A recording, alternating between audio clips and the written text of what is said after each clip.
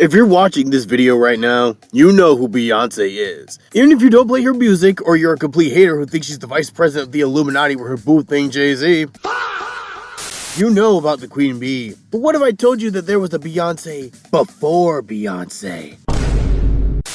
Rise up, GG Nation, because it's time for Guidance Guy Friday, your digital guidance lesson from your internet school counselor. And because we celebrate Black History Month around these parts, let's take a look at a pioneer who ran so that Beyonce could fly. It's time you learned about Diana Ross. Let's go!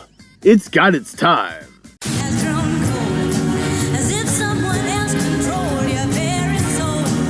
You think Sasha Fierce was the first black female lead of a legendary girl group? Nope. You ready for the truth, Beehive? Cause I don't think you're ready. The honor has to go to Diana Ross. Though there were many girl groups before her time, Diana took her group to a level never before seen. Miss Ross's star began to rise as a member of the Supremes, an all-women group that was part of the greatest collective of black American music talents of all time, Motown. Founded by Gordy, a man worthy of his own GGF. Oh wait, I already did that. Link in the description. Motown is the home of many artists, from Stevie Wonder to Marvin Gaye to Michael Jackson and the Jackson 5. At one point during Motown's generational run, the Supremes were the #1 act, and Diana Ross led the way. The Supremes put tunes to wax that are still heard today. For example, remember this song from Trolls? What? You thought Anna Kendrick came up with that? Nah, that was Diana. Or how about when Halle Bailey sang this? Stop in the name of love. That was another classic from Diana's star-studded group. And what made Diana and the Supremes so special was their ability to cross over. Before that term meant anyone could show up in anybody else's movie or video game, someone's crossover appeal referred to the ability of a non-white celebrity or artist to be attractive not just to the demographic that they're a part of, but they can also expand it to the dominant group, which means a lot of people are watching, reading, or in this case, listening. During their reign, the Supremes sold over 100 million records and had 12 #1 hits. And to get those kind of numbers in the 70s, especially as an all-black group during a time when black Americans were just beginning to enjoy the rights that they should have had all along, being that successful at that point in time is not just luck, it's a statement. The success of Diana Ross and the Supremes paved the way for Beyonce and Destiny's Child to take the stage decades later, with Destiny's Child selling over 60 million records and having 4 #1 hits. If Beyonce is Destiny's Child, then Diana is Destiny herself.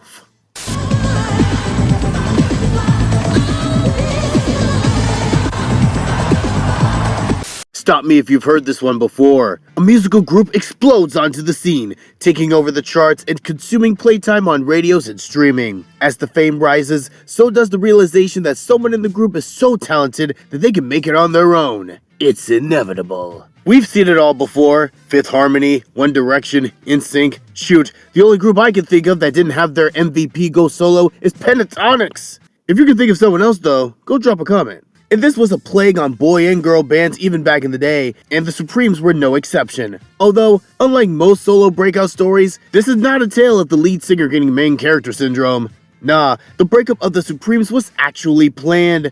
Gordy always believed in Diana's potential, and perhaps saw that she could be a superstar by herself even before she did. Gordy also knew how to run a business, and just like how you don't end a hit show before it ends, you don't split up a chart-topping group at the peak of their powers. So Barry waited until 1970 to take Diana out of the Supremes, which by this point was being called Diana Ross and the Supremes, to let her fly on her own. And if this were a movie, this would be the part where Diana would take her place as the Queen of Motown, her albums printing money and the charts graced with her name all over the place. The thing is, that's not exactly what happened. Her career had ups and downs. When she started out, her first 2 albums did solid numbers. She then had a patch where the inevitable rise to the top hit a few snags along the way, with her music making more waves in the UK than in the States. I wouldn't cry for her though. She still made her bag and was already making a name for herself in the music industry. It's just that sometimes success takes time. It's more of a journey than a trampoline jump to the W. In fact, the most successful record of this era for her came 10 years after she had already split from the Supremes.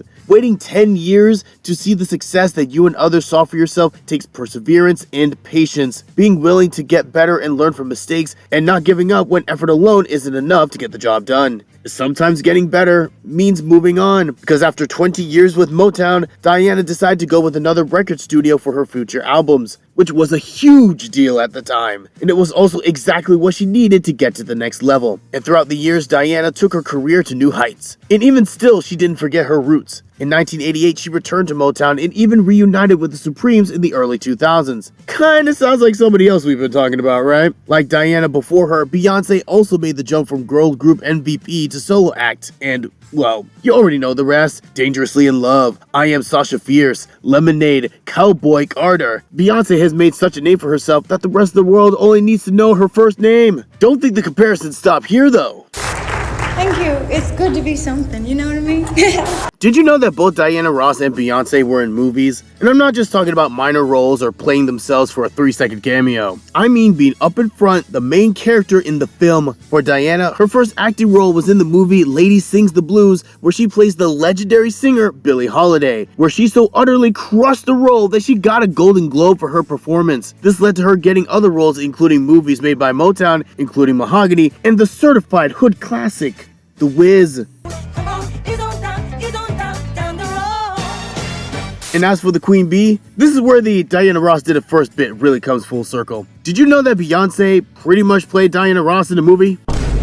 That's right, before Black is King, before the live-action Lion King, Beyonce played the lead role in the 2006 movie Dreamgirls. Dreamgirls is a musical about a girl group in the 60s that comes from a black-owned music company that took the world by storm. Sound familiar? Now, the characters in Dreamgirls aren't literally Diana Ross or the Supremes, they're just very inspired by their stories and personalities. And this is where we're going to land the plane with this retrospective on Diana's life. Your life begins a legacy. Diana Ross didn't know nothing about some girl named Beyonce who'd grow up in Texas 30 years in the future. What she did though was make the right choices, have the right people around her, and have the determination to see her dreams become reality. Overcoming people not wanting to even hear your music simply because you were black in an industry that only wanted to hear certain kinds of music, and succeeding in all of that, Ross won battles that Beyonce never had to fight. Diana pushed for her independence as an artist so that Beyonce wouldn't even need to think about it when her time came. And even now, wherever you are in life, whoever you are in life, what you do matters. The choices you make and why you make them will not just impact you. They impact the people around you by making their lives better or worse. They impact those who look up to you. Will they be inspired to get to your level?